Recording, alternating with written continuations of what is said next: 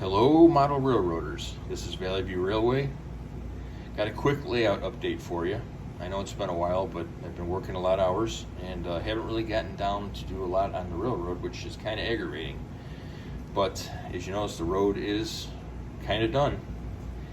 I used, for the color of the road, I used this Model Masters flat gall gray, and I think that gives a really good look of concrete, of being a little aged concrete. And as you can see, I did some lighter gray for new concrete on the sidewalks and some curbs. The makeup brush, and I used the makeup brush and some artist chalk, ground it up with sandpaper, and striped the road for weathering.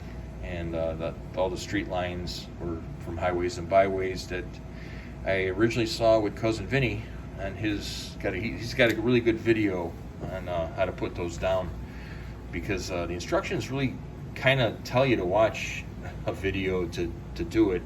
It's really not that hard. It just you kind of want to know what you're doing before you get into it.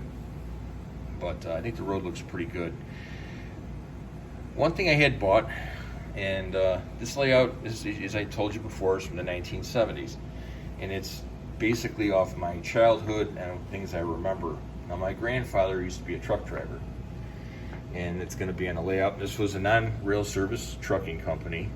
He used to deliver flatbed with steel and iron on it, and he also used to run piggyback sometimes back and forth from Illinois Central. So that's what I remember most. So I did buy this building, which is a building flat, an HO scale building flat I found on eBay, and I got it for like about $9 shipped, which I didn't think was bad. And the seller had a whole different bunch of styles of different O gauge, N gauge, HO gauge, and also had a lot of different types of companies and structures, buildings, backgrounds. Definitely worth looking at eBay. I don't remember the seller, but there are a lot of them out there. And I wanted something that was represents a company behind it, but I didn't. This is not a lot of area. I mean, you can see my hand here. I mean, I didn't want to build a flat structure out an inch or two to give it depth, because it would be taking up. And I just wanted to, instead of just trucks and blue sky behind, I wanted to give it some balance with a building back there. And I think it looks pretty good. And for the price, I couldn't beat it. It was worth a try. The other thing that I've done is the track is almost 100% painted. And I'm working on this section here, and I'm putting in the ties are done. The rail is done. You can see the ties are all randomly done. But I started painting the tie plates and the other areas on the switches.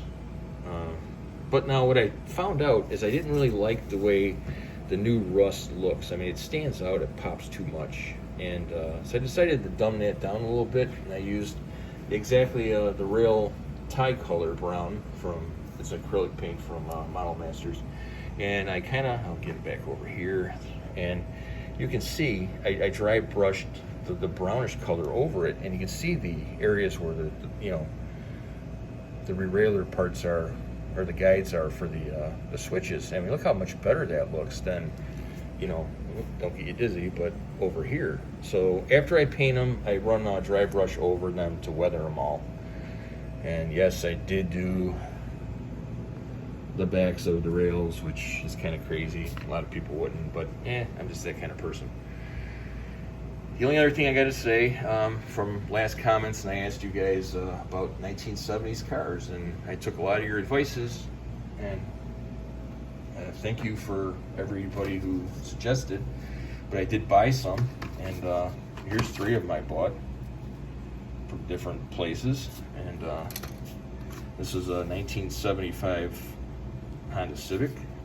This is a 78 Chevy Impala, and then I love this one. This one's a 74 Buick Estate Wagon, which that screams 70s.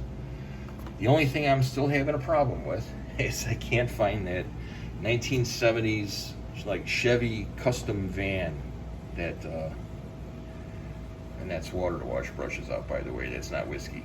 But they haven't found that van yet, and which I'm kind of surprised, because thinking of the 70s, and that was like a really popular vehicle back then. They'd get them tricked out, you know, they'd be like little kind of campers, but all in a van. They'd have TVs and everything in there.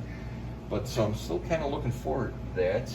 And besides that, that's going to be about it for the update. And I just wanted to get something short out there for you and make sure that, you know, I'm still working on it. It's just taking a lot longer than I wanted to.